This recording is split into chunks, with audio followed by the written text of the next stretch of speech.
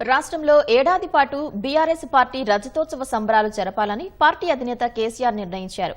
పార్టీని సంస్థాగతంగా బలోపేతం చేసుకుంటేనే ప్రజా సమస్యలపై పోరాటాలకు సిద్ధం కావాలని కార్యకర్తలకు పిలుపునిచ్చారు. అన్ని వర్గాలను చైతన్యపరుస్తూ రాష్ట్రం ప్రజలకు శాశ్వత విజయం దక్కేలా 25 ఏళ్ల స్ఫూర్తితో పనిచేయాలని నిర్దేశించారు. రాష్ట్ర ప్రభుత్వం అన్ని విషయాల్లో పూర్తిగా విఫలమైందన్న కేసీఆర్ గులాబీ పార్టీ మళ్లీ అధికారంలోకి రావడం ఖాయమని ధీమా వ్యక్తం చేశారు. ఉప ఎన్నికలు ఖాయమని, మహిళా రిజర్వేషన్లు, నియోజకవర్గాల పునర్విభజనతో అవకాశాలు పెరుగుతాయని నేతలకు సూచించారు. బీఆర్ఎస్ అధినేత కేసీఆర్ అధ్యక్షతన హైదరాబాద్లోని తెలంగాణ భవన్లో భారత రాష్ట్ర సమితి విస్తృత స్థాయి కార్యవర్గ సమావేశం జరిగింది.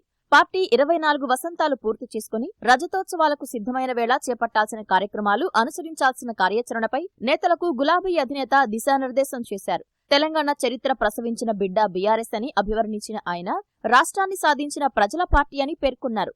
పార్టీని గ్రామ స్థాయి నుంచి రాష్ట్ర స్థాయి వరకు పటిష్టపరచాలని, ఏడాది పాటు రజతోత్సవ వేడుకలు నిర్వహించాలని తెలిపారు. విద్యార్థి, మహిళా సహా పార్టీ అనుబంధ విభాగాలను మరింత బలోపేతం చేయాలని, అందుకోసం సీనియర్ నేతలతో సబ్ కమిటీలు ఏర్పాటు చేయాలని కేసీఆర్ చెప్పారు. దాదాపు 2 గంటల పాటు ప్రసంగించిన కేసీఆర్ తెలంగాణ చారిత్రక, సామాజిక, సాంస్కృతిక, రాజకీయ పరిణామ క్రమాన్ని వివరించారు. పోరాడి సాధించుకున్న తెలంగాణ మళ్లీ వెనక్కిపోతుందని కేసీఆర్ ఆందోళన వ్యక్తం చేశారు. 25 ఏళ్ల స్ఫూర్తితో మళ్లీ రాష్ట్రాన్ని నిలబెట్టుకునేందుకు ప్రజల కోసం పోరాటం చేయాలని పిలుపునిచ్చారు. ప్రజల కష్టాలు బీఆర్ఎస్ కు మాత్రమే తెలుసని వ్యాఖ్యానించారు.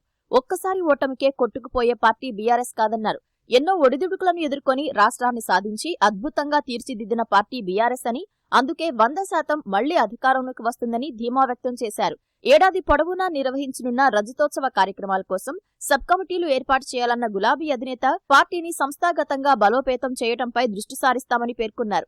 ఏప్రిల్ 10న హైదరాబాద్లో పార్టీ ప్రతినిధులతో సన్నాహక సమావేశం, పార్టీ ఆవిర్భావ దినోత్సవం సందర్భంగా ఏప్రిల్ 27న భారీ బహిరంగ సభ నిర్వహించాలని నిర్ణయించారు.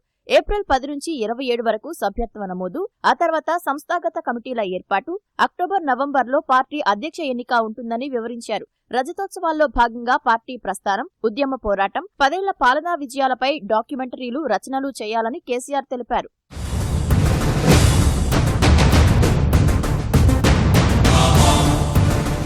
ప్రభుత్వ పాలనపై కేసీఆర్ కీలక వ్యాఖ్యలు చేశారు. రాష్ట్రంలో ప్రతీప పాలన కొనసాగుతుందన్న ఆయన తొందరపడవద్దని, ప్రభుత్వానికి ఏడాది సమయం ఇచ్చామని చెప్పారు. మంత్రులు మాట వినటం లేదని, ఐఏఎస్ అధికారులు పనిచేయట్లేదని ఏ ముఖ్యమంత్రి అయినా చెబుతారా అని ఆక్షేపించారు. కృష్ణా, గోదావరి జలాలను ఏపీ తీసుకెళ్తుంటే కాంగ్రెస్ ప్రభుత్వం ఏం చేయలేకపోతుందని, కాంగ్రెస్, బీజేపీ నుంచి 8 మంది చొప్పున ఎంపీలున్న రాష్ట్రానికి రూపాయి రాలేదని ఆరోపించారు. బీఆర్ఎస్ గెలవకపోవడంతో రాష్ట్రానికి ఏం నష్టం జరిగిందో ప్రజలకు అర్థమవుతోందని వ్యాఖ్యానించారు.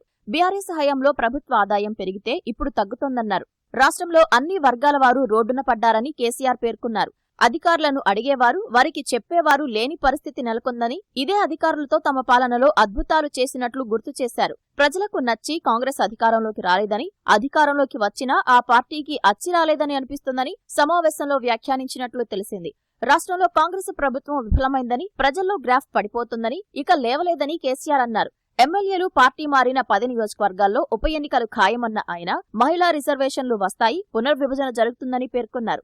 మహిళలకు అవకాశాలు పెరుగుతాయి, సిద్ధంగా ఉండాలని కార్యకర్తలకు కేసీఆర్ సూచించారు.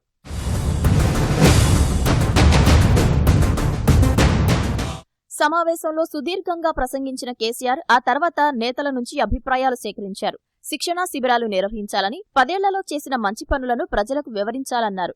ఎన్నికలకు సమయం ఉందన్న నిర్లిప్తతను వీడి నేతలు క్షేత్రస్థాయిలో పనిచేయాలని, సంస్థాగత కమిటీలు పటిష్టంగా జరగాలని పలువురు నేతలు తెలిపారు.